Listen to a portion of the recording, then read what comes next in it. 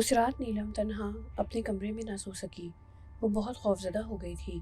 Vajda को उसके साथ उसके बेड पर सोना पड़ा। वो वाजदा से लिपट कर सोई। सैयदपुर से वापस आने के बाद नीलम की कुछ अजीब सी कैफियत हो गई थी। वो घबराई घबराई रहने लगी थी। सर में दर्द मुस्तकिल रहने लगा था।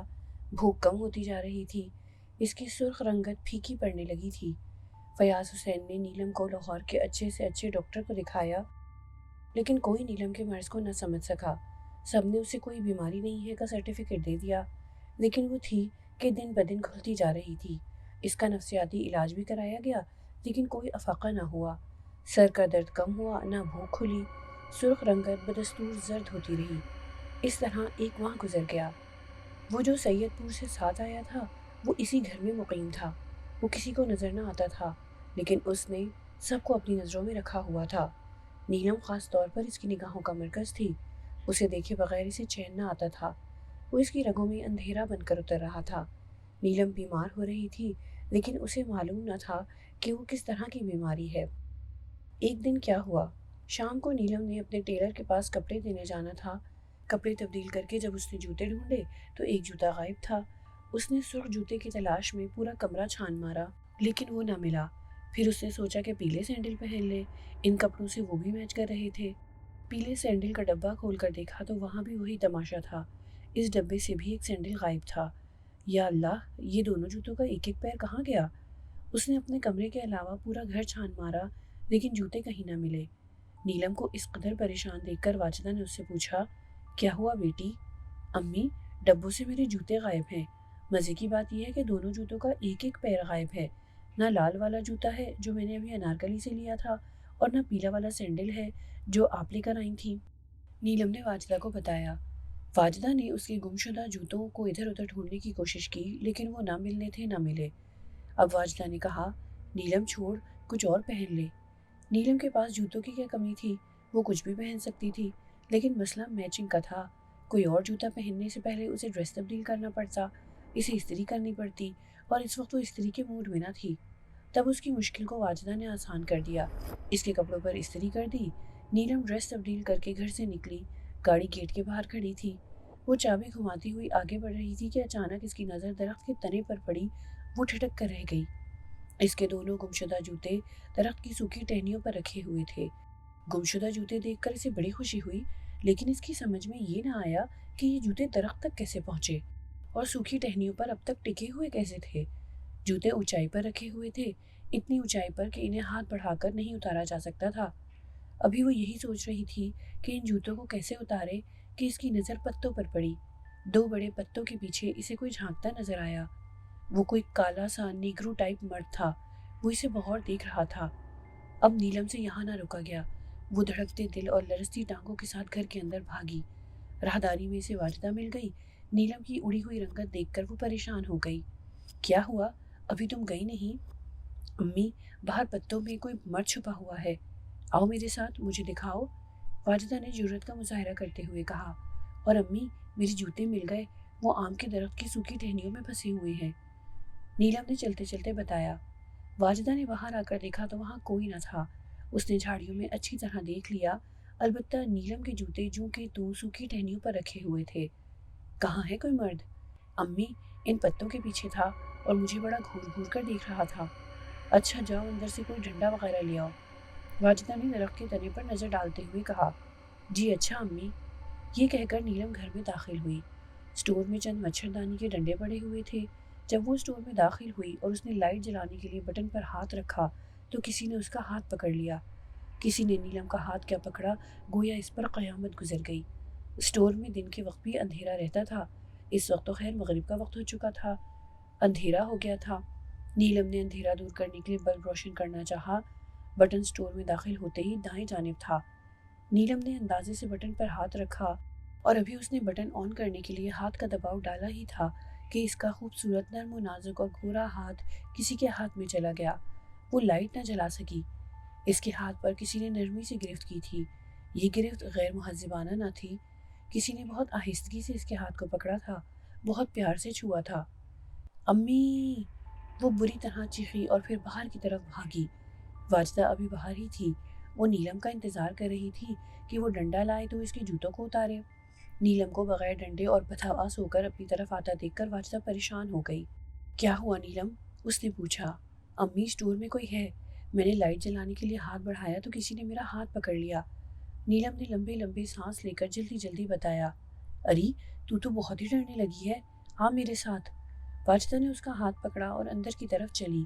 واجدہ نے محسوس کیا کہ نیلم کا ہاتھ بالکل ٹھنڈا تھا۔ اسٹور کے اندر پہنچ کر واجدہ نے لائٹ جلائی، وہاں ایسی کوئی چیز نہ تھی جو اس کا ہاتھ پکڑتی۔ کیا ہے یہاں؟ واجدہ نے نیلم سے پوچھا۔ اس بات کا وہ کیا جواب دیتی؟ اس نے کچھ دیکھا ہوتا تو جواب دیتی۔ اس نے محض محسوس کیا تھا اور اس وقت بھی وہ ایک بات محسوس کر رہی تھی۔ اس نے واجدہ کا بازو پکڑ کر ایک گہرا سانس لیا۔ امی آپ کو خوشبو محسوس ہو رہی ہے؟ نیلم نے ایک اور گہرا سانس لیتے ہوئے واجدہ سے پوچھا۔ ہاں کوئی خوشبو آ تو رہی ہے۔ واجدہ نے لمبا سانس لیا۔ کیسی خوشبو ہے یہ؟ نیلم نے سوال کیا۔ یہ تو گلاب کی پھولوں جیسی معلوم ہوتی ہے، واجدہ نے گہرا سانس لے کر کہا۔ اسٹور میں یہ خوشبو کہاں سے آ گئی؟ امی مجھے ڈر لگ رہا ہے۔ نیلم واجدہ کے بازو سے لپٹ گئی۔ پگلی اس میں ڈرنے کی کیا بات ہے؟ کوئی خوشبو سے بھی ڈرتا ہے؟ امی یہاں کچھ دیر پہلے ضرور کوئی تھا۔ نیلم کی آواز میں لرزش تھی۔ اری کوئی نہیں تھا، وہ محض تیرا وہم تھا۔ تجھے تو باہر بھی کوئی آدمی نظر آیا تھا، پتہ نہیں تجھے کیا ہو گیا ہے، ہر وقت کچھ نہ کچھ نظر آتا رہتا ہے۔ امی میں سچ کہہ رہی ہوں، اس کے ہاتھ کا لمس اب تک مجھے محسوس ہو رہا ہے، وہ کوئی بہت گرم ہاتھ تھا، بخار زدہ۔ نیلم نے اپنے ہاتھ کی پشت پر ہاتھ پھیرتے ہوئے کہا۔ واجدہ نے اس کی بات کا کوئی جواب نہ دیا۔ اس نے آگے بڑھ کر ایک ڈنڈا نکالا، وہ خوشبو ابھی تک آ رہی تھی، یوں محسوس ہوتا تھا اسٹور میں منو گلاب رکھے ہوئے ہوں۔ ڈنڈا نکال کر واجدہ باہر آئی، پھر وہ گھر کے بڑے دروازے سے باہر نکلی۔ نیلم اس کے پیچھے پیچھے تھی، وہ بہت سہمی ہوئی تھی۔ درخت کے تنے پر اب وہ جوتے نہ تھے، وہ زمین پر پڑے ہوئے تھے، شاید ہوا کے جھونکوں سے نیچے آ گرے تھے۔ نیلم نے اپنے دونوں جوتے اٹھائے، انہیں الٹ پلٹ کر دیکھا، وہ صحیح سلامت تھے۔ نیلم اس دن ٹیلر کے پاس نہ جا سکی، وہ اتنی خوفزدہ ہو گئی تھی کہ اس کا باہر نکلنے کو جی نہ چاہا۔ وہ ٹیلی ویژن کھول کر بیٹھ گئی، ٹیلی ویژن سے کوئی موسیقی کا پروگرام آ رہا تھا۔ واجدہ کچن میں تھی، وہ رات کے کھانے میں مصروف تھی۔ حسنہ کے جانے کے بعد اس نے کوئی باقاعدہ ملازمہ نہ رکھی تھی، جھاڑو پوچھے اور کپڑے دھونے کے لیے ایک ماسی رکھی ہوئی تھی جو صبح کام کر کے چلی جاتی تھی۔ فیاض حسین نے بارہا کہا تھا کہ کھانا پکانے کے لیے بھی کوئی ملازمہ رکھ لو، ہر وقت خود ہی کچن میں گھسی رہتی ہو، لیکن واجدہ اس کے لیے راضی نہ ہوئی، وہ خود ہی کھانا پکانا چاہتی تھی۔ اس وقت بھی وہ کھانے کے انتظامات میں مصروف تھی۔ ٹیلی ویژن دیکھتے دیکھتے اچانک نیلم کو محسوس ہوا جیسے کوئی اس کے آس پاس موجود ہے۔ اس نے ڈرتے ڈرتے ٹیلی ویژن اسکرین سے نظریں ہٹا کر دائیں بائیں دیکھا، کوئی نہ تھا۔ وہ پھر ٹیلی ویژن دیکھنے لگی، لیکن اس کا سکون لٹ چکا تھا، وہ بے چین ہو گئی تھی۔ پھر اسے اچانک محسوس ہوا جیسے کسی نے اس کے چہرے کے نزدیک لمبا سانس لیا ہو۔ وہ فوراً اٹھ کھڑی ہو گئی۔ اس نے کمرے میں چاروں طرف سہمی سہمی نظروں سے دیکھا، آس پاس کوئی نہ تھا۔ اس کا دل بڑی تیزی سے دھک دھک کر رہا تھا، اب اس سے کمرے میں نہ رکا گیا۔ اس نے ریموٹ کنٹرول کے ذریعے ٹیلی ویژن آف کیا، تیزی سے باہر نکل گئی۔ اسے معلوم تھا کہ واجدہ اس وقت کہاں ہوگی۔ وہ سیدھی باورچی خانے میں پہنچی، واجدہ وہاں موجود تھی، وہ سبزی کاٹ رہی تھی۔ لائیے امی میں کاٹ دوں سبزی، نیلم نے واجدہ کے نزدیک پہنچ کر کہا۔ اچھا، واجدہ نے ہنس کر نیلم کو ترچھی نگاہوں سے دیکھا۔ تمہیں سبزی کاٹنے سے کب سے دلچسپی ہو گئی؟ ابھی سے، نیلم نے سرسری سا جواب دیا۔ تم نے ٹیلی ویژن کیوں بند کر دیا؟ اتنا اچھا گانا آ رہا تھا، واجدہ نے پوچھا۔ آپ سن رہی تھی کیا؟ ٹیلی ویژن کھول دوں؟ نیلم نے کہا۔ نہیں، تم مجھے یہ بتاؤ کہ تم نے ٹیلی ویژن کیوں بند کیا، جبکہ تم موسیقی کے پروگرام پر جان دیتی ہو اور اس وقت تو تمہارا پسندیدہ فنکار اسکرین پر تھا۔ سچ بتا دوں، نیلم نے واجدہ کی آنکھوں میں دیکھا۔ ہاں بتاؤ، واجدہ نے مسکرا کر کہا۔ مجھے کمرے میں ڈر لگ رہا تھا، نیلم واجدہ کے نزدیک ہو کر بولی۔ نیلم اب تم بڑی ہو گئی ہو۔ ہاں امی میں جانتی ہوں کہ بڑی ہو گئی ہوں، بچی نہیں رہی ہوں، لیکن میں کیا کروں کہ مجھے ڈر لگ رہا ہے، اور جب سے ہم سید پور گئے ہیں تب سے خوفزدہ کر دینے والے واقعات کا سلسلہ شروع ہے۔ امی یہ سب کیا ہو رہا ہے؟ کہیں کچھ نہیں ہو رہا، واجدہ نے بے نیازی سے کہا۔ آؤ چلو ٹی وی لاؤنج چلتے ہیں، میں وہیں بیٹھ کر سبزی کاٹ لوں گی، پروگرام بھی دیکھ لوں گی۔ ٹھیک ہے چلیں، نیلم واجدہ کے پیچھے پیچھے ہو لی۔ ٹی وی لاؤنج میں آ کر نیلم نے صوفے پر پڑا ریموٹ کنٹرول اٹھایا اور ٹی وی کھول دیا۔ ٹی وی کی اسکرین فوراً روشن ہو گئی اور ایک روشن روشن چہرہ چھوٹی اسکرین پر نمودار ہو گیا۔ واجدہ اپنی سبزی کے ساتھ نیچے قالین پر بیٹھ گئی۔ نیلم صوفے پر براجمان ہو گئی۔ وہ کچھ دیر پہلے اسی جگہ بیٹھی تھی جب اسے یہ احساس ہوا تھا کہ کمرے میں کوئی ہے۔ پھر کسی نے اس کے بہت نزدیک لمبا سا سانس لیا تھا۔ نیلم نے چاروں طرف نظریں گھما کر دیکھا، اسے کہیں کچھ نظر نہ آیا۔ اب کمرے میں کسی کی موجودگی کا احساس بھی ختم ہو گیا تھا۔ واجدہ بھی سامنے بیٹھی تھی، پھر بھی اس کے ہاتھ پاؤں ٹھنڈے ہو رہے تھے۔ جب سے وہ سید پور سے آئی تھی اس کے دل کا سکون لٹ گیا تھا۔ ہر وقت اس کے سر میں درد رہنے لگا تھا۔ بعض وقت یہ درد اس قدر شدت اختیار کر لیتا کہ نیلم تڑپ تڑپ جاتی۔ وہ دوپٹے سے اپنا سر کس کر باندھ لیتی، پھر بھی اٹھتی ہوئی ٹیسوں میں افاقہ نہ ہوتا۔ واجدہ گھنٹوں اس کا سر دباتی، لیکن اس کا سر کا درد جوں کا توں رہتا۔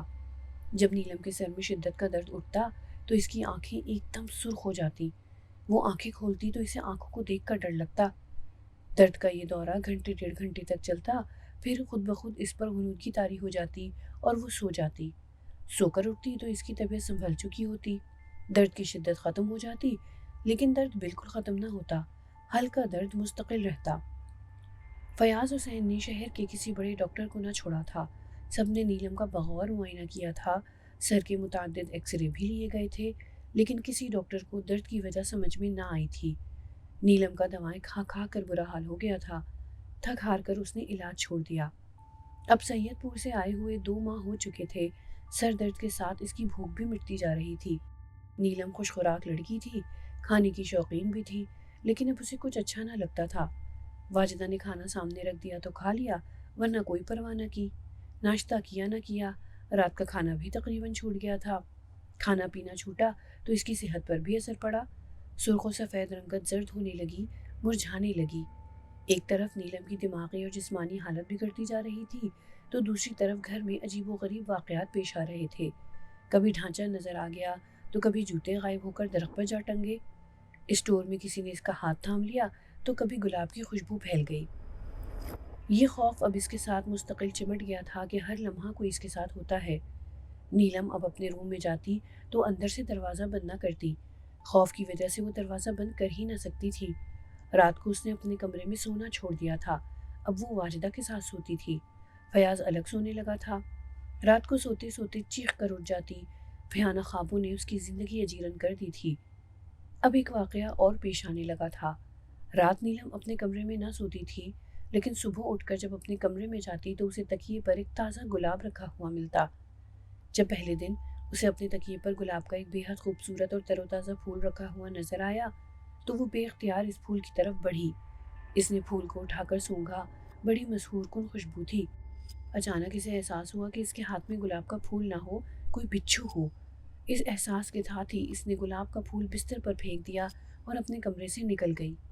پھر اس نے گلاب کے پھول کے بارے میں واجدہ سے پوچھا، امی آپ نے رکھا ہے وہ گلاب کا پھول؟ کون سا بیٹی؟ واجدہ نے پلٹ کر سوال کیا۔ میرے کمرے میں تکیے پر، نیلم نے بتایا۔ میں نے تو کوئی پھول نہیں رکھا، آج تو میں باہر گارڈن میں بھی نہیں گئی، پھول کہاں سے رکھتی؟ امی پھر کس نے رکھا ہے وہ پھول؟ نیلم پریشان ہونے لگی۔ اپنے ابو سے پوچھ لو، شاید انہوں نے رکھا ہو۔ فیاض حسین شیو بنا رہا تھا کہ نیلم اس کے کمرے میں داخل ہوئی۔ نیلم کو صبح صبح اپنے کمرے میں آتے دیکھ کر فیاض حسین مسکرایا اور بولا، ارے بھائی نیلم پری، آج صبح صبح کیسے دیدار کرا دیا؟ ابو آپ کے تحفے کا شکریہ۔ نیلم نے اندھیرے کا تیر چھوڑا۔ کس تحفے کی بات کر رہی ہو نیلم؟ فیاض حسین نے اس کی آنکھوں میں دیکھا۔ اس گلاب کے پھول کی جو آپ نے میرے کمرے میں بیڈ کے تکیے پر رکھا تھا، نیلم نے بڑے یقین سے کہا۔ لیکن نیلم میں نے تو کوئی پھول تمہارے تکیے پر نہیں رکھا، فیاض حسین بولا۔ ابو پھر وہ میرے تکیے پر کس نے رکھا؟ امی بھی منع کر رہی ہیں، نیلم نے فکر مندی سے کہا۔ ذرا وہ پھول لا کر دکھاؤ مجھے، فیاض حسین نے کچھ سوچتے ہوئے کہا۔ جی ابھی لائی۔ کہنے کو تو اس نے کہہ دیا، لیکن اب اپنے کمرے میں جانے کی اس کی ہمت نہ رہی تھی۔ اس نے واجدہ کو کچن سے اپنے ساتھ لیا، کمرے میں آئی۔ وہ گلاب کا پھول جوں کا توں بیڈ پر پڑا ہوا تھا۔ ارے یہ تو زرد گلاب ہے۔ واجدہ نے جلدی سے آگے بڑھ کر وہ پھول اٹھا لیا۔ ہمارے گارڈن میں تو زرد گلاب کا کوئی پودا نہیں۔ پھر یہ کہاں سے آ گیا؟ نیلم نے فکر مند ہو کر پوچھا۔ چلے ابو کو دکھائیں۔ وہ گلاب کا پھول کس نے تکیے پر رکھا، کہاں سے آیا، یہ کوئی نہ بتا سکا۔ لیکن اب یہ روز کا معمول بن چکا تھا۔ صبح ہی صبح گلاب کا ایک تازہ پھول نیلم کے تکیے پر رکھا ہوتا۔ بعض اوقات یہ پھول اس قدر تازہ ہوتا کہ اس پر شبنم کے قطرے صاف چمکتے نظر آتے۔ خوشبو بھی گلاب کے عام پھولوں کے مقابلے میں تیز اور مسحور کن ہوتی۔ یہ گلاب کے پھول مختلف رنگوں میں ہوتے، کبھی کالا گلاب ہوتا تو کبھی گہرا سرخ۔ یہ سارے گلاب کے پھول اس کے گھر کے گارڈن کے نہ تھے۔ اتنے بڑے اور خوبصورت گلاب ان کے گارڈن میں کہاں کھلتے تھے؟ جب کئی دن تکیے پر گلاب کا پھول ملتا رہا اور سبھی معلوم کرنے میں ناکام ہو گئے کہ یہ پھول کہاں سے آتا ہے، کون رکھ جاتا ہے، تو ایک دن فیاض حسین نے نیلم کے کمرے کو مقفل کر دیا۔ پھر رات کو بھی کئی مرتبہ اس نے اٹھ کر دیکھا، کمرے کا دروازہ بدستور بند پایا، لیکن صبح کو جب اس نے کمرے کا تالا کھولا اور اندر داخل ہوا تو یہ دیکھ کر حیران رہ گیا کہ تکیے پر ایک کالا گلاب موجود تھا۔ اس گلاب پر شبنم کے قطرے چمک رہے تھے، اس قدر تازہ تھا کہ اس کی خوشبو پورے کمرے میں پھیلی ہوئی تھی۔ نیلم کے کمرے میں ایک کھڑکی تھی، فیاض حسین نے اسے چیک کیا، وہ اندر سے بدستور بند تھی۔ ابھی وہ کالے گلاب کو دیکھ کر حیران اور پریشان ہی ہو رہا تھا کہ واجدہ کمرے میں آ گئی۔ اس نے تکیے پر پھول رکھا دیکھا تو سر پکڑ کر بیٹھ گئی۔ دروازہ بند ہونے کے باوجود واجدہ نے فیاض کو سوالیہ نگاہوں سے دیکھا۔ ہاں، دروازہ مقفل ہونے کے باوجود یہ گلاب کا پھول یہاں موجود ہے۔ عقل دنگ ہے، کچھ سمجھ میں نہیں آ رہا کہ یہ گلاب کا پھول کہاں سے آیا۔ فیاض حیران ہو رہا تھا۔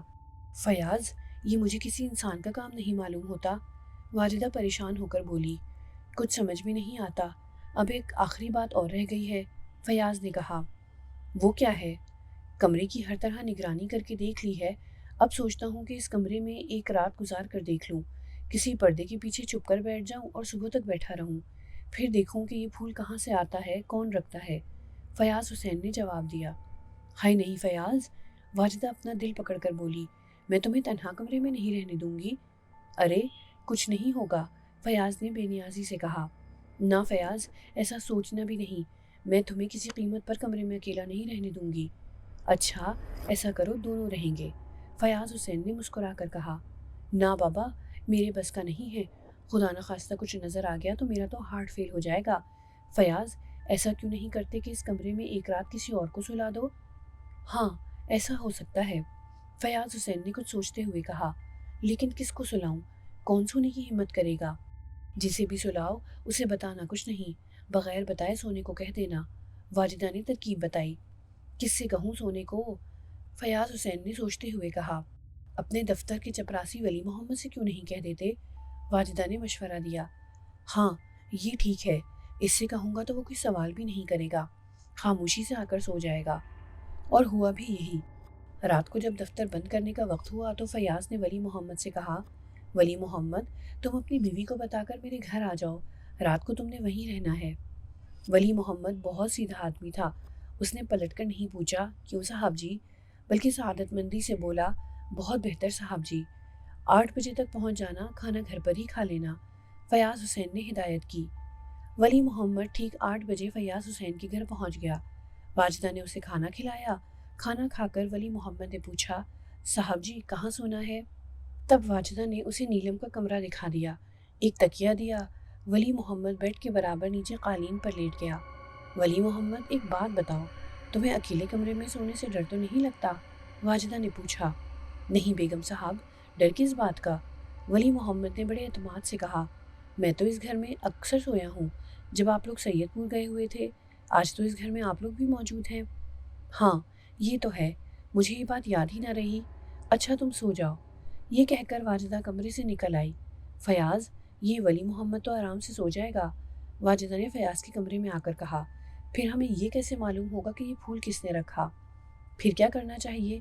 اسے اصل حالات سے آگاہ کر دیں، اگر وہ خوفزدہ ہو جائے تو تم بھی اس کے ساتھ سو جانا، اور اگر وہ سارے واقعات سن کر خوفزدہ نہ ہو تو اس سے کہنا کہ رات کو سوئے نہ، پردے کے پیچھے چھپ کر بیٹھ جائے اور رات بھر کمرے کی نگرانی کرے۔ فیاض حسین نے واجدہ کی ہدایت کے مطابق ولی محمد کو گلاب کی پھول کی کہانی سنا دی۔ یہ ساری کہانی سن کر ولی محمد کو ذرا بھی ڈر نہ لگا، بلکہ اس کے اندر خوف کے بجائے تجسس جاگا۔ وہ بولا، صاحب جی آپ فکر ہی نہ کریں، میں رات بھر بیٹھ کر کمرے کی نگرانی کروں گا، میں دیکھتا ہوں کہ اس کمرے میں کون پھول رکھ کر جاتا ہے، میں اس کو ایسی پھینٹی لگاؤں گا کہ پھر ساری زندگی بھر کے لیے پھول رکھنا چھوڑ دے گا۔ فیاض حسین نے کمرے کی ٹیوب لائٹ جلا دی اور اسے رات بھر جلتی رہنے کی ہدایت دے کر کمرے سے باہر آ گیا۔ ولی محمد نے فیاض حسین سے یہ کہنے کو تو کہہ دیا کہ وہ رات بھر جاگ کر نگرانی کرے گا، لیکن وہ نیند کا بڑا کچا تھا۔ اس کے علاوہ اس نے کھانا بھی کچھ ضرورت سے زیادہ کھا لیا تو کھانے کا نشہ بڑھنے لگا۔ کچھ دیر تو وہ نیند سے لڑتا رہا، کبھی اٹھا، کبھی لیٹا اور کبھی بیٹھا اور کبھی ٹہلا۔ آخر کب تک؟ پھر نیند نے بلی بن کر ایک چوزے کی طرح اسے دبوچ لیا۔ وہ قالین پر پڑ کر گہری نیند سو گیا۔ دروازہ اس نے اندر سے بند کر لیا تھا، لہٰذا اس بات کا خطرہ نہ تھا کہ فیاض کمرے میں آ کر اسے سوتا ہوا پکڑ لے گا۔ کوئی 3 بجے کے قریب اس کی آنکھ کھلی۔ آنکھ کھلتے ہی اس نے خود کو اجنبی جگہ پایا۔ کھردری چارپائی کی جگہ وہ قالین پر لیٹا ہوا تھا۔ ذرا حواس بحال ہوئے تو اسے یاد آیا کہ وہ اپنے مالک کے گھر آیا ہوا ہے، اسے کمرے کی نگرانی کے لیے سلایا گیا تھا۔ اس خیال کے آتے ہی وہ ہڑبڑا کر اٹھ بیٹھا۔ وہ جاگ کر رات گزارنے کی بجائے آرام سے پڑھ کر سو گیا تھا۔ اتنی دیر میں تو کوئی پھول رکھ کر بھی چلا گیا ہوگا۔ ولی محمد نے پلٹ کر بیڈ کی طرف دیکھا۔ بیڈ خالی تھا۔ شکر تھا ابھی تک کسی نے شرارت نہیں کی تھی۔ پھر ولی محمد اٹھ کر کھڑا ہو گیا اور آہستہ آہستہ چلتا ہوا بیڈ کے نزدیک آیا۔ اس نے سوچا کہ نیچے قالین پر لیٹنے کی بجائے بیڈ پر کیوں نہ لیٹ جائے۔ ایسا نرم و ملائم بستر روز روز کہاں نصیب ہوتا ہے۔ ابھی وہ بیڈ پر بیٹھنے ہی والا تھا کہ ایک زناٹے دار تھپڑ اس کے منہ پر پڑا۔ اس کا منہ پھر گیا۔ وہ اپنے گال سہلاتا ہوا پیچھے ہٹا۔ اس کا جسم کانپنے لگا تھا۔ اس نے خوفزدہ انداز میں چاروں طرف دیکھا، مگر کمرے میں تھپڑ مارنے والا کہیں نظر نہ آیا۔ پھر اچانک اس کی نظر بیڈ پر پڑی۔ اسے دیکھ کر ولی محمد کی چیخ نکل گئی۔ وہ کوئی انتہائی بدشکل آدمی تھا جو بیڈ پر نیم دراز تھا۔ اس کے چہرے اور سر پر جگہ جگہ زخموں کے نشانات تھے جن سے سرخ سرخ خون ٹپک رہا تھا۔ وہ ایک ہاتھ میں چمڑے کا دستانہ پہنے ہوئے تھا، انگلیوں کی جگہ نوکیلی کیلیں نکلی ہوئی تھیں۔ ولی محمد اس بدحیت آدمی کو دیکھ کر حواس باختہ ہو گیا۔ وہ چیختا ہوا دروازے کی طرف بھاگا۔ اس نے جلدی سے دروازے کی چٹخنی کھولی اور گیلری میں بھاگا۔ پہلی ہی چیخ پر فیاض حسین کی آنکھ کھل گئی تھی۔ وہ فوراً اٹھ کر باہر آیا۔ ولی محمد اسے دیکھ کر تیزی سے اس سے چمٹ گیا۔ فیاض حسین نے بمشکل اسے اپنے سے الگ کیا اور بولا، کیا ہوا ولی محمد؟ صاحب جی وہ ولی محمد کی سانس چڑھی ہوئی تھی، اس سے بولا نہیں جا رہا تھا۔ کیا وہ؟ فیاض نے نرمی سے پوچھا۔ صاحب جی کمرے میں کوئی ہے، ولی محمد بمشکل بولا۔ کمرے میں کون ہے؟ آؤ میرے ساتھ۔ نہیں صاحب جی، میں ادھر نہیں جاؤں گا، وہ بڑی ڈراؤنی شکل کا آدمی ہے۔ آوازیں سن کر واجدہ کی بھی آنکھ کھل گئی۔ وہ بھی اپنے کمرے سے نکل آئی اور دونوں کو راہداری میں کھڑے دیکھ کر بولی، کیا ہوا؟ کمرے سے چیختا ہوا نکلا ہے، میں اس سے یہی پوچھ رہا ہوں، یہ بتا رہا ہے کہ کوئی ڈراؤنی شکل کا آدمی کمرے میں موجود ہے۔ ہائے میرے اللہ! واجدہ خوفزدہ ہو گئی۔ میں دیکھتا ہوں جا کر کون ہے کمرے میں۔ یہ کہہ کر فیاض حسین تیزی سے آگے بڑھا۔ واجدہ اور ولی محمد اسے ٹوکتے ہی رہ گئے۔ ولی محمد صاحب کے پیچھے جاؤ۔ واجدہ نے ولی محمد کو ہدایت کی۔ بیگم صاحبہ میں ولی محمد کی سٹی گم ہو گئی۔ ہاں جلدی جاؤ، بھاگو، واجدہ نے ذرا غصے سے کہا۔ ابھی وہ ہلا بھی نہ تھا کہ فیاض فوراً واپس آ گیا۔ وہاں تو کچھ نہیں ہے، اس نے بتایا۔ یہ سن کر ولی محمد کو کچھ اطمینان ہوا۔ وہ جلدی سے کمرے کی طرف بڑھا، پھر اس نے کمرے میں ڈرتے ڈرتے قدم رکھا۔ اب واقعی وہاں کوئی نہ تھا۔ ولی محمد نے جو کچھ دیکھا تھا اس کی تفصیل اس نے فیاض حسین کو بتا دی۔ مجھے لگتا ہے ولی محمد تم نے ضرور کوئی خواب دیکھا ہے، فیاض حسین نے اظہار خیال کیا۔ نہیں صاحب جی، وہ خواب ہرگز نہ تھا، میں نے جو کچھ دیکھا ہے اپنی جاگتی آنکھوں سے دیکھا ہے۔ پھر وہ کہاں گیا؟ فیاض حسین نے پوچھا۔ صاحب جی کسی نے میرے تھپڑ بھی مارا تھا، ولی محمد نے انکشاف کیا۔ تھپڑ؟ فیاض حسین نے حیرت سے پوچھا۔ صاحب جی یہاں، اس طرف۔ ولی محمد نے دہنا گال فیاض حسین کی طرف کیا۔ فیاض حسین نے اس کا چہرہ دیکھا تو دنگ رہ گیا۔ اس کے دائیں گال پر انگلیوں کے نشانات بنے ہوئے تھے۔ اب اسے یقین آ گیا کہ ولی محمد نے جو کچھ دیکھا ہے وہ خواب نہیں بلکہ حقیقت میں دیکھا ہے۔ ولی محمد بڑی مشکل میں تھا۔ اسے اگر یہ معلوم ہوتا کہ یہاں آ کر ایسے خوفناک واقعات سے دوچار ہو جائے گا تو وہ ہرگز کمرے میں سونے کی حامی نہ بھرتا۔ صبح نزدیک تھی۔ فیاض حسین نے صبح ہونے تک نیلم کے کمرے میں گزارنے کا فیصلہ کیا۔ ولی محمد اب اس کمرے میں اکیلا جانے کو بالکل تیار نہ تھا، لیکن جب اسے معلوم ہوا کہ فیاض بھی اس کے ساتھ ہوگا تو وہ کمرے میں جانے کے لیے تیار ہو گیا۔ بیڈ ابھی تک خالی پڑا تھا، تکیے پر کوئی پھول نہ تھا۔ فیاض حسین نے کمرے میں پہنچ کر دروازہ اندر سے بند کر لیا۔ کھڑکی پہلے ہی بند تھی۔ کمرے میں بلب روشن تھا۔ فیاض حسین نے ڈریسنگ ٹیبل کے سامنے سے اسٹول اٹھایا اور اسے ایک کونے میں رکھ کر اس پر بیٹھ گیا۔ ولی محمد اس کے نزدیکی قالین پر بیٹھ گیا۔ ولی محمد نیند کا کچا تھا، لیکن اب اس کی آنکھوں میں نیند کہاں۔ دہشت کی وجہ سے کبھی وہ اپنے رخسار پر ہاتھ پھیرتا اور کبھی پھٹی پھٹی نظروں سے بیڈ کو دیکھنے لگتا۔ فیاض حسین ٹانگ پر ٹانگ رکھے اسٹول پر بیٹھا ہوا تھا۔ اس کی نظریں مسلسل تکیے پر تھیں۔ صبح تک کوئی واقعہ ظہور پذیر نہ ہوا، کوئی اندر نہ آیا، نہ تکیے پر پھول رکھا۔ 7 بجے کے قریب واجدہ نے کمرے کا دروازہ زور زور سے بجایا۔ فیاض حسین اٹھا، اس نے جلدی سے دروازہ کھولا۔ دروازہ کھولتے ہی اسے واجدہ کا پریشان چہرہ نظر آیا۔ اس کے پیچھے نیلم تھی، اس کے چہرے پر بھی اطمینان نہ تھا۔ واجدہ، خیریت تو ہے؟ فیاض حسین نے دروازے سے ہٹ کر انہیں اندر آنے کا راستہ دیا۔ پہلے تم بتاؤ۔ واجدہ یہ کہہ کر اندر آئی۔ اس نے سب سے پہلے تکیے پر نظر ڈالی۔ ادھر تو خیریت ہے، تمہارے سامنے تکیہ ہے، دیکھ لو، کوئی پھول نہیں ہے۔ فیاض حسین نے کہا، لیکن ہمارے کمرے میں خیریت نہیں ہے۔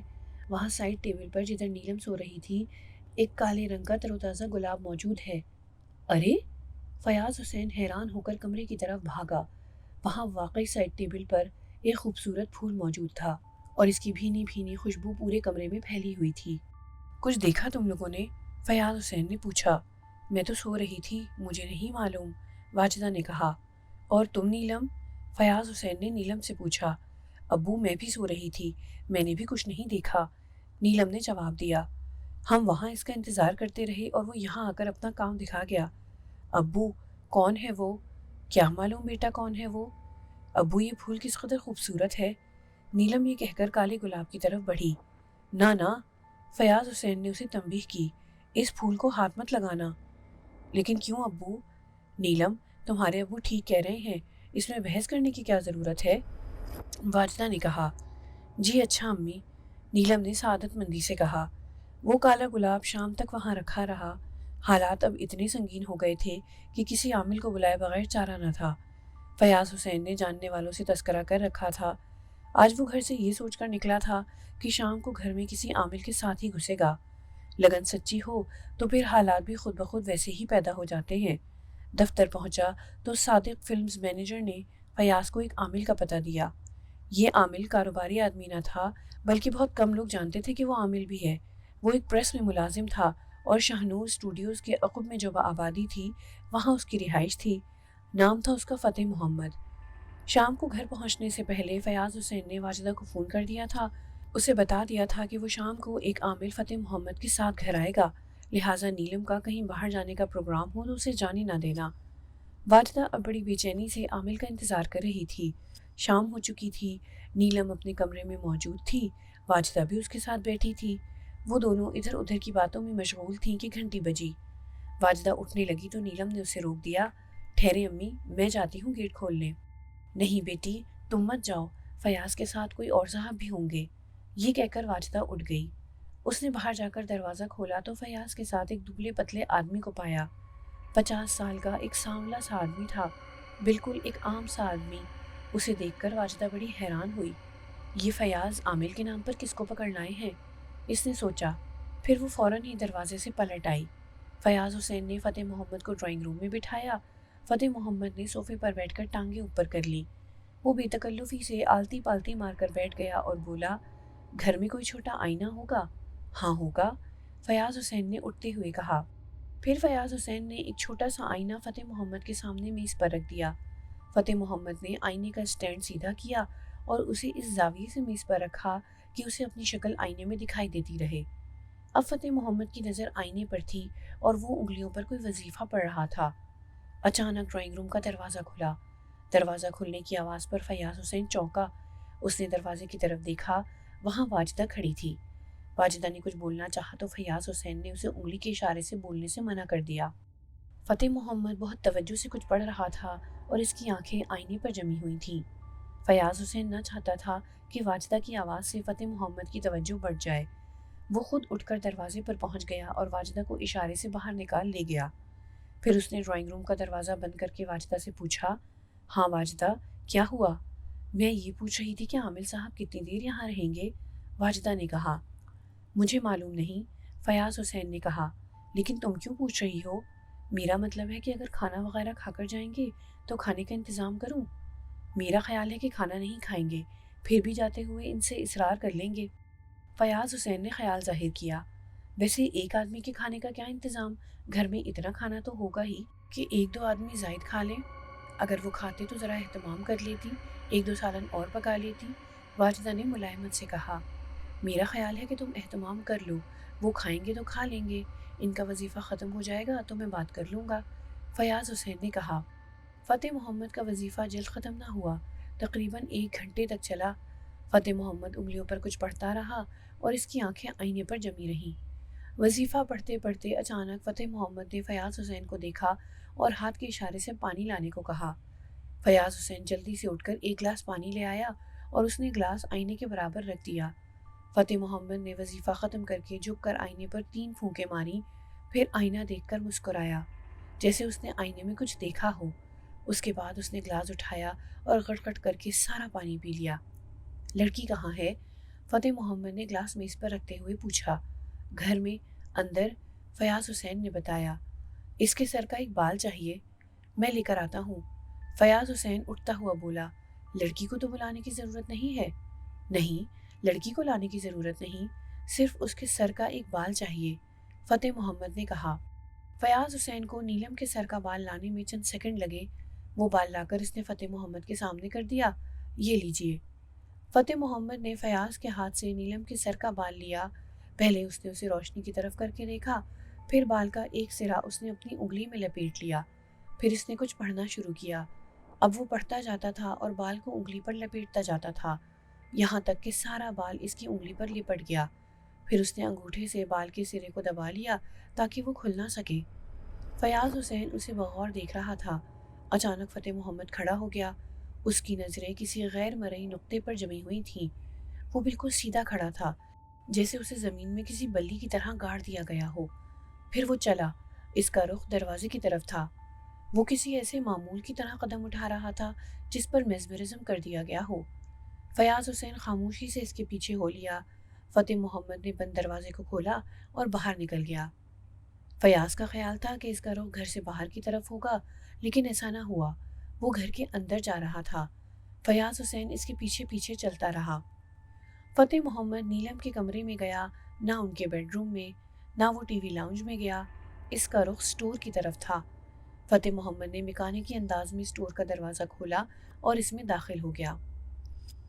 فیاض حسین جب تک دروازے کے نزدیک پہنچا، اس وقت تک دروازہ اندر سے بند ہو چکا تھا۔ اچانک اندر سے میاؤں کی خوفناک آواز آئی، پھر ایسا محسوس ہوا جیسے 2 شخص آپس میں گتھم گتھا ہو گئے ہیں۔ اندر سے چیزوں کے گرنے کی آوازیں آ رہی تھیں۔ کچھ دیر مزید اندر سے آوازیں آتی رہیں، پھر ایک دم سناٹا چھا گیا۔ تھوڑی دیر بعد سٹور کا دروازہ کھلا۔ فتح محمد سٹور سے برآمد ہوا۔ فیاض حسین ان کی شکل دیکھتے ہی کانپ گیا۔ وہ کسی چھپکلی کی طرح زرد ہو رہا تھا۔ اس کے چہرے کی متانت میں کوئی فرق نہ آیا تھا، ویسی ہی سنجیدگی طاری تھی جیسی سٹور میں داخل ہوتے وقت تھی۔ اس کے سفید کپڑوں پر جگہ جگہ خون کے چھینٹے پڑے ہوئے تھے۔ پانی، فتح محمد نے بڑی بے چینی سے کہا۔ فیاض حسین فوراً 1 گلاس پانی لے آیا۔ فتح محمد اتنی دیر میں ڈرائنگ روم میں پہنچ چکا تھا۔ فیاض حسین نے اس کو پانی لے جا کر دیا۔ فتح محمد نے بڑی بےتابی سے گلاس اس کے ہاتھ سے لے لیا اور بڑی تیزی سے ایک ہی سانس میں گلاس خالی کر دیا۔ پھر فیاض کی طرف گلاس بڑھاتا ہوا بولا، اور فیاض حسین اس مرتبہ جگ بھر کر لے آیا اور اس نے 1 گلاس پانی اسے اور پیش کیا۔ فتح محمد نے پانی غٹ غٹ پی لیا اور گلاس فیاض کی طرف بڑھاتا ہوا بولا، اور میرا حلق خشک ہو رہا ہے، پیٹ میں آگ لگی ہے۔ اس طرح فتح محمد نے 4 گلاس پانی کے پیے، تب کہیں جا کر اس کے حواس بحال ہوئے۔ یہ کیا ہوا؟ فیاض حسین نے اس کے کپڑوں پر پڑے ہوئے سرخ دھبوں کے بارے میں پوچھا۔ یہ خون کے دھبے ہیں، فتح محمد نے بڑے پراسرار انداز میں کہا۔ آپ کو چوٹ لگی ہے؟ فیاض حسین نے فکر مندی سے پوچھا۔ ہاں، وہ مجھے چوٹ دے گیا ہے، بہت زبردست ہے وہ، فتح محمد نے گول مول جواب دیا۔ کس کی بات کر رہے ہیں آپ؟ میرا مشورہ مانیں گے؟ فتح محمد نے جواب دینے کی بجائے سوال کیا۔ جی فرمائیں، فیاض حسین نے بڑی سنجیدگی سے کہا۔ آپ اپنی لڑکی کی جتنی جلد ممکن ہو سکے شادی کر دیں، فتح محمد نے ہدایت کی۔ ابھی تو وہ پڑھ رہی ہے، فیاض حسین نے بتایا۔ کیا آپ کو اپنی لڑکی کی زندگی عزیز نہیں؟ فتح محمد نے تنبیہ کی۔ وہ میری اکلوتی بیٹی ہے، فیاض حسین نے گھبرا کر کہا۔ اس سے زیادہ عزیز کون ہوگا؟ پھر میں جو کچھ کہہ رہا ہوں وہ کریں، شادی بھی اس کی کہیں دور ہونی چاہیے، اس پر زبردست اثر ہے، وہ دن بدن اسے اپنے گھیرے میں لیتا جا رہا ہے۔ فتح محمد نے بڑے پراسرار انداز میں کہا۔ آپ کچھ کریں نا، جو کچھ کہیں گے حاضر کر دوں گا۔ فیاض حسین بولا۔ پیسوں سے اثر دور نہ ہوگا، اس کے لیے بہت محنت کرنا پڑے گی، اتنی محنت میری بھی ساتھ سے باہر ہے۔ فتح محمد نے بے حد مایوسانہ انداز میں گردن ہلائی۔ اچھا میں چلتا ہوں۔ ارے ارے، فیاض حسین نے چونک کر کہا۔ آپ بیٹھی تو کھانا کھا کر جائیے گا۔ نہیں، کھانا میں نہ کھاؤں گا، فتح محمد نے کھڑے ہوتے ہوئے وثوق سے کہا۔ کوئی نظر و نیاز؟ فیاض حسین نے پوچھا۔ میں کوئی پیر نہیں ہوں، فقیر آدمی ہوں، فتح محمد نے بڑی انکساری سے کہا۔ آپ نے یہاں تک آنے کی زحمت کی، کوئی فیس وغیرہ؟ فیاض حسین نے گھما پھرا کر پھر سوال کیا۔ نہیں فیاض صاحب، مجھے کچھ نہیں چاہیے، فتح محمد ڈرائنگ روم سے باہر نکلتا ہوا بولا۔ میں نے جو ہدایت کی ہے اس پر فوراً عمل کریں، ورنہ آپ کی لڑکی کی زندگی خطرے میں پڑ جائے گی۔ یہ کہہ کر فتح محمد ایک لمحہ نہ رکا، وہ کچھ خوفزدہ سا محسوس ہو رہا تھا اور اس کی کوشش تھی کہ وہ جلد از جلد اس گھر سے نکل جائے۔ فتح محمد کو وہ گیٹ تک چھوڑ کر آیا۔ فیاض حسین بہت پریشان تھا، نیلم کے بارے میں فتح محمد جو کہہ گیا تھا وہ اذیت میں مبتلا کر دینے والا تھا۔ اس کے علاوہ فتح محمد کی جو درگت یہاں بنی تھی اور اس کے کپڑوں پر خون کے چھینٹے جو پڑ گئے تھے، یہ سب فیاض حسین کو حیران اور پریشان کر دینے کے لیے کافی تھے۔ فیاض حسین نے دروازے میں قدم رکھا تو واجدہ سامنے کھڑی تھی۔ وہ بولی، کیا عامر صاحب چلے گئے؟ ہاں چلے گئے، فیاض حسین نے جواب دیا۔ کیا وہ اسٹور میں بھی گئے تھے؟ واجدہ نے سوال کیا۔ ہاں گئے تھے۔ اسٹور میں وہ کیوں گئے تھے؟ مجھے نہیں معلوم کہ وہ وہاں کیوں گئے تھے، بس بیٹھے بیٹھے خود بخود اٹھ کر اسٹور میں داخل ہو گئے اور پھر جب اندر سے باہر آئے تو ان کی ہوش اڑے ہوئے تھے اور لباس پر خون کے دھبے تھے۔ خون کے دھبے؟ واجدہ کی آنکھیں خوف سے پھٹ گئیں۔ کیا وہ زخمی ہو گئے تھے؟ نہیں، ان کے جسم پر کوئی زخم نہ تھا، فیاض حسین نے وضاحت کی۔ کیا بتایا انہوں نے؟ واجدہ نے پوچھا۔ کوئی صاف بات نہیں کی، بس اتنا بتایا کہ نیلم پر زبردست اثر ہے، اس کی جلد از جلد شادی نہ کی تو اس کی زندگی خطرے میں پڑ جائے گی۔ فیاض حسین نے فکر مندی سے کہا۔ اثر ہے تو اسے دور کریں، انہیں یہاں کس لیے بلایا تھا؟ واجدہ وارفتگی سے بولی۔ میرا خیال ہے کہ معاملہ ان کی بس سے باہر ہے، وہ یہاں سے ڈرے ڈرے سہمے سہمے سے گئے ہیں۔ فیاض، پھر کیا ہوگا؟ واجدہ پریشان ہو گئی۔ آؤ پہلے ذرا اسٹور میں جا کر دیکھتے ہیں، بعد میں پھر کچھ اور سوچیں گے۔ نہیں بھائی، میں وہاں نہیں جاؤں گی، جانے وہاں کیا ہو، واجدہ نے سہم کر کہا۔ اچھا ٹھہرو، میں الماری سے ریوالور نکال کر لاتا ہوں۔ فیاض حسین یہ کہہ کر الماری کی طرف بڑھ گئے۔ اس نے الماری سے اپنا ریوالور نکالا، اسے چیک کیا، وہ لوڈڈ تھا۔ تم یہیں بیٹھو، میں اکیلا دیکھ کر آتا ہوں، فیاض حسین اسٹور کی طرف جاتے ہوئے بولا۔ ریوالور کی وجہ سے کچھ واجدہ کی ہمت بن گئی، وہ پھر اپنے شوہر کے پیچھے پیچھے چل دی۔ فیاض حسین نے ہینڈل گھما کر پہلے تھوڑا سا دروازہ کھولا، پھر سیدھے ہاتھ میں ریوالور تان کر دروازے پر زوردار لات ماری۔ دروازہ زور سے دیوار کے ساتھ لگا، ایک دھماکہ سا ہوا۔ دروازہ کھلتے دیکھ کر واجدہ کا دل حلق میں آ گیا، وہ جلدی سے فیاض حسین کے پیچھے چھپ گئی۔ اسٹور میں کچھ نہ تھا۔ فیاض حسین نے اندر جا کر اسٹور کی لائٹ جلائی اور ادھر ادھر دیکھا، وہاں کوئی نہ تھا۔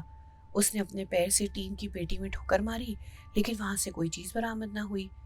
اب ہمت کر کے واجدہ بھی اندر آ گئی تھی، وہ غور سے فرش کو دیکھ رہی تھی، فرش صاف تھا۔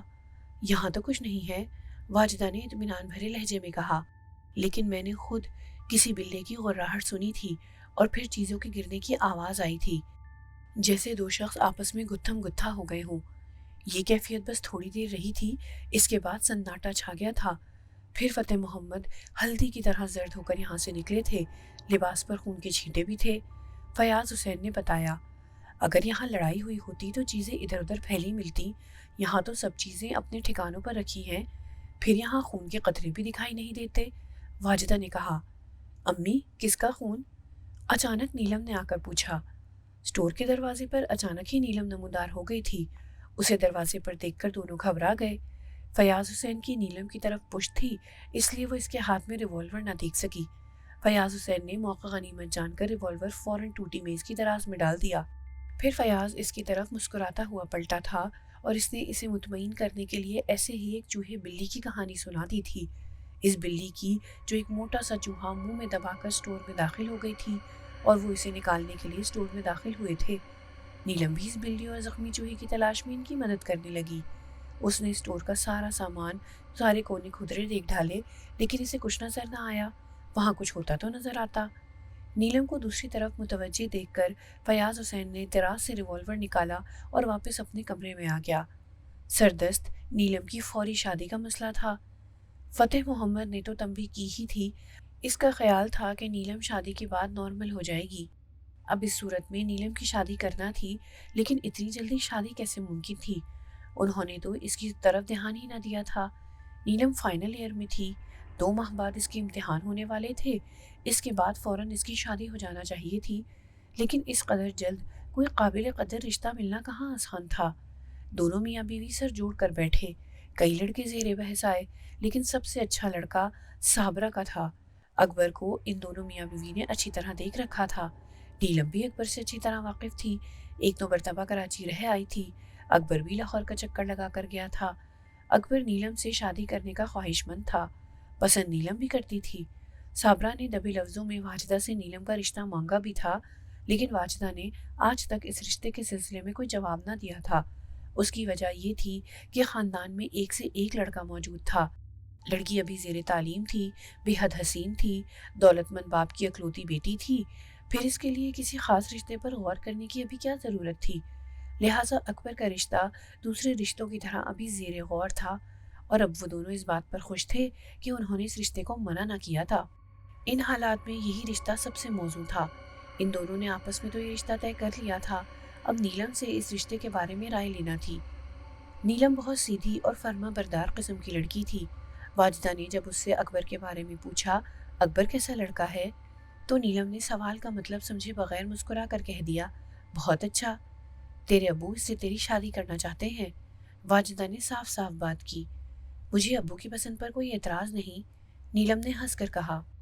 شکر ہے خدا کا، واجدہ نے آنکھیں بند کر کے کہا، تو نے میرے دل کا بوجھ ہلکا کر دیا، تو امتحان سے فارغ ہو جا، اس کے فوراً بعد تیری شادی ہو جائے گی۔ ارے امی، اتنی جلدی؟ میں تو واقعی آپ پر بوجھ معلوم ہوتی ہوں، نیلم نے مسکرا کر کہا۔ نہیں میری جان، تو ایسی لڑکی ہے جس کا کوئی بوجھ نہیں، تو پھول کی طرح ہلکی ہے، واجدہ نے اسے اپنے کندھے سے لگاتے ہوئے کہا۔ لیکن اب حالات ایسے ہو گئے ہیں کہ اس کے سوا کوئی چارہ نہیں، سب یہی کہتے ہیں کہ نیلم کی جس قدر جلدی ہو سکے شادی کر دو۔ ارے امی، لوگوں کی کیا باتیں کرتی ہیں، ان کا تو کام ہی مشورے دینا ہے، پھر شادی ان کے لیے ہر مرض کا علاج ہے۔